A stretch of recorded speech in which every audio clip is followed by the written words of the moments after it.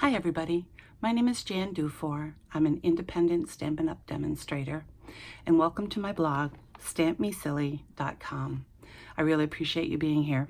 Today we're going to make a small note card, which is in our book, Note Cards and Envelopes.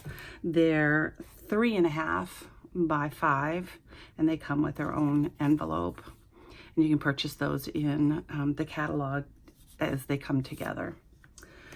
We're going to do it on very vanilla this time. This is on Whisper White, but it'll be essentially the same. And we're also going to change the color from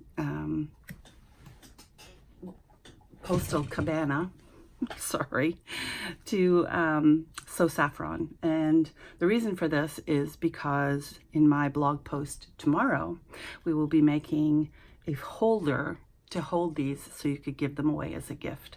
And the coloring for that is specific to the way I'm making the cards today. So I'm going to put this aside. The set that we're using is Tea Together. We're using the cup, and we are using the small sentiment, Love is a Warm Cup of Tea. I'm going to use the Stamparatus for doing the first stamp. The piece of paper I'm using on Very Vanilla is 3 by 4.5, and we're going to settle that down. I want it about here. One of the reasons I'm using the Stamparatus, and I use it a lot with anything that's larger than maybe a sentiment, is mostly for my inability to stamp correctly the first time, and very often I end up wasting it because I really needed to stamp it more evenly or ink it more evenly. We're going to use a technique called invisible coloring or invisible line coloring. I'm using Sahara sand.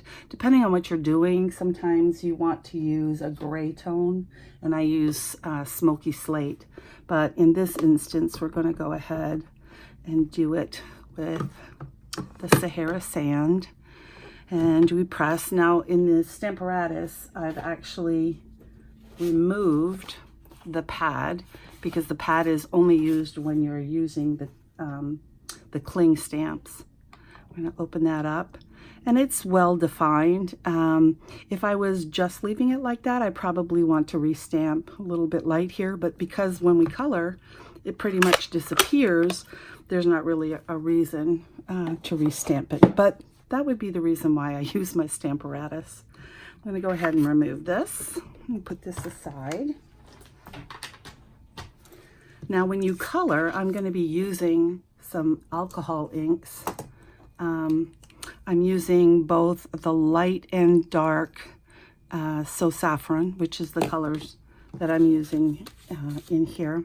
But you always want to put a piece of paper under it, because as I run off to try to find a piece of paper, and I have nice Stampin' Up! Grid paper, but of course not within reaching, because the alcohol marker will soak through. And you'll see as I color this that I go over and over and over the same spot, which is what contributes to that. Actually, I think I'm going to go ahead and double up the paper. All right, this is just a scrap piece of paper. Now, how do you color? Well, you know, there's a lot of different ways, and people will tell you differently. What I would tell you to do is just play and see what you're more comfortable with. I happen to like using the smaller side instead of the brush on the smaller areas, and in this case I'm going to be just outlining a little bit of it, and I'm not drawing a line. I'm kind of just flicking color along the edge that I want to be darker. And yes, I start with the darker color. Some people will start with the lighter one, and they'll tell you that's the way it should be done. I think you should do whatever you think you need to do. And I'm trying to look at it, and I'm not an artist, but where would my shadows be? And they would be underneath the cup, and this would probably be darker.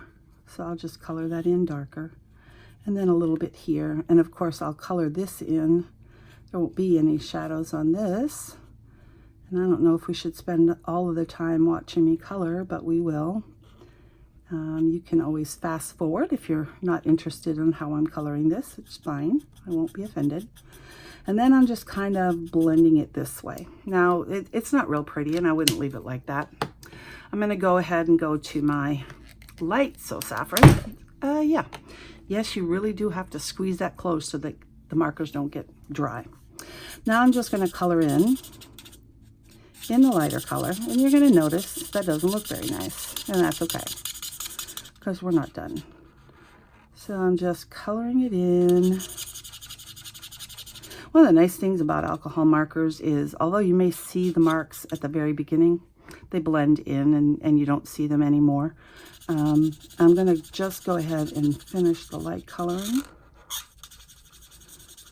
Don't you love that squeaky sound? It's not as bad as a chalkboard, but it's kind of gross. All right, so now how do I blend?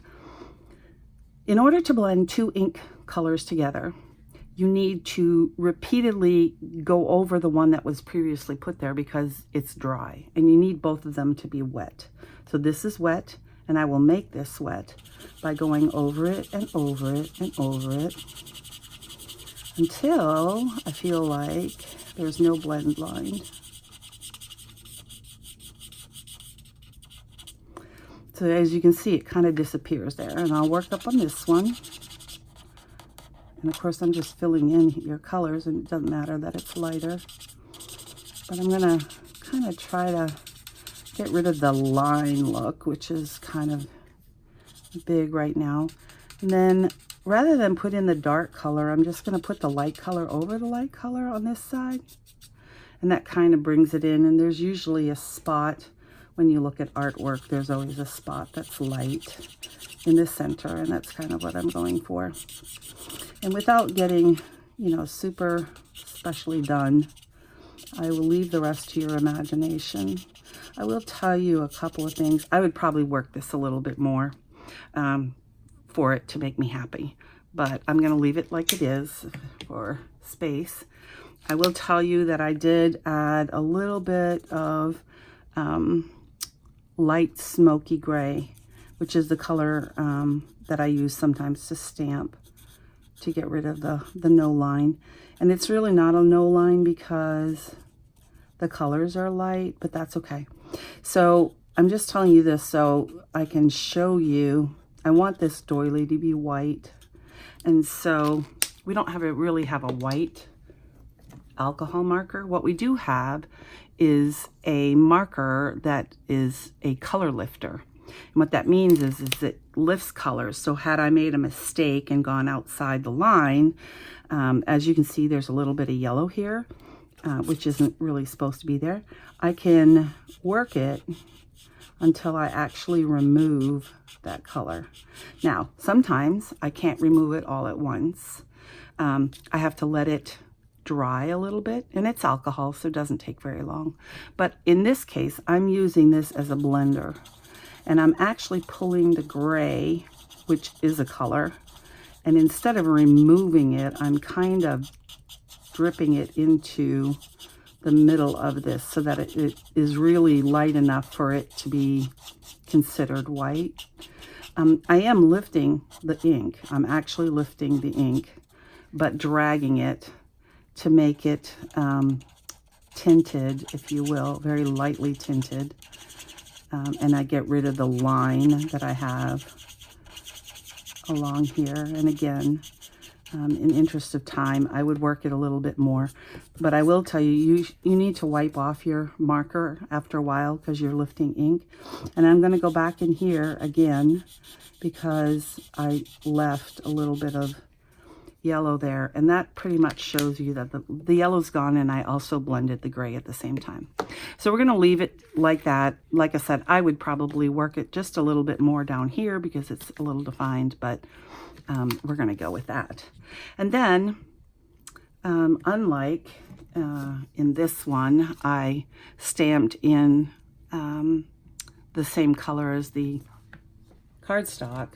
It's too light to use the So Saffron. So what I did was, again, went with smoky slate, which will show up a little bit more gently. And we're going to put it on a random piece so that we can pop it out in circles. I will lay that right here. And I will just do this and put that aside. I'm going to close this up and put that away so I have fewer things on my desk to bump into.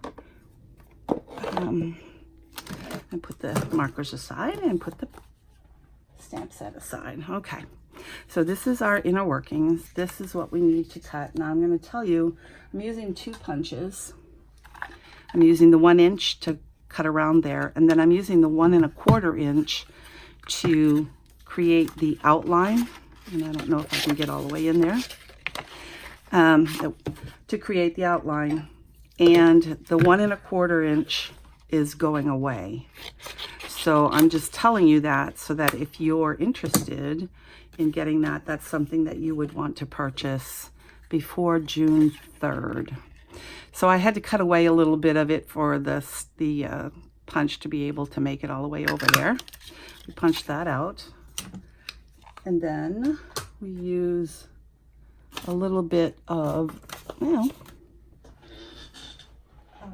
of the Coastal Cabana to punch out the 1 1/4.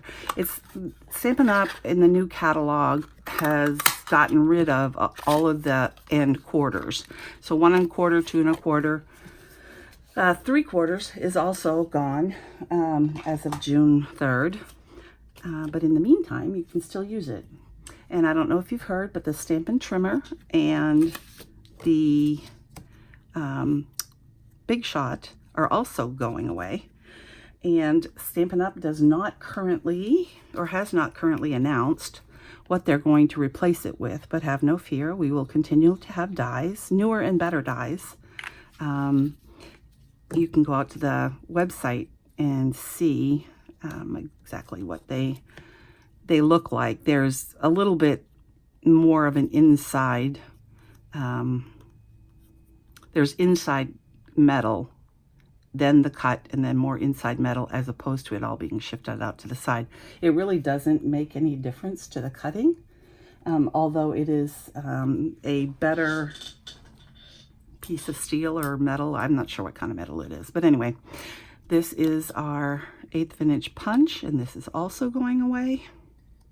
I am just using up stuff that's going away. I'm gonna miss a few of these, but like I said, Stampin' Up! Will come up with something.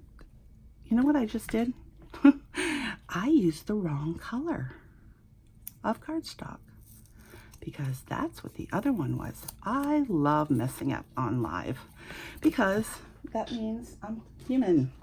It also means I have to repunch, and in order to do that, I need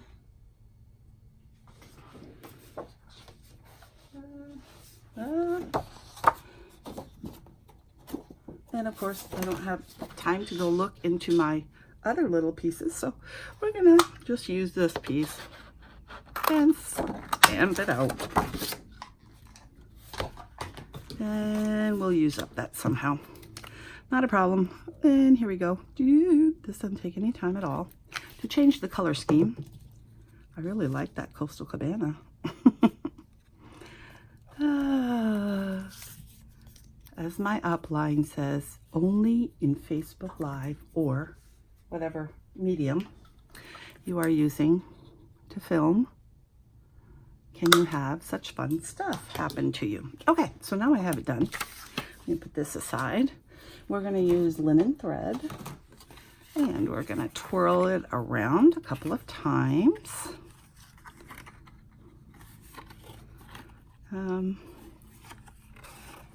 I love linen thread. You can use it anywhere. I'm going to tie just one small knot, and then I will cut off the extra. And I'm tying the knot mostly to keep it in place so it doesn't go wandering. And I'm cutting it a little bit long because I also need to thread this on through the little hole. And like I said, because this is going away, there's always something newer and greater coming on board. Stampin' Up's always trying to keep on trend with everything else and be innovative and come up with some new stuff. So they didn't quite have their contracts in place in order to put this stuff in the catalog, because that is printed so far in advance. So I would imagine that they will be announcing very soon what they have replacing it. And I love my Stampin' Trimmer. It's the best trimmer. I've used lots of Fisker and Carl and a lot of them, and I've just really loved my Stampin' Trimmer better. But, you know, they're looking for something even cooler, which is fine. I always like cooler. And I'm using the liquid glue. And you'll notice I kind of skip over where the thread is. And when you put it on, the thread's not really big, but it does leave a mark if you press right over it. So what I did was to, I'm trying to get this centered while I'm not directly over it, which makes it interesting.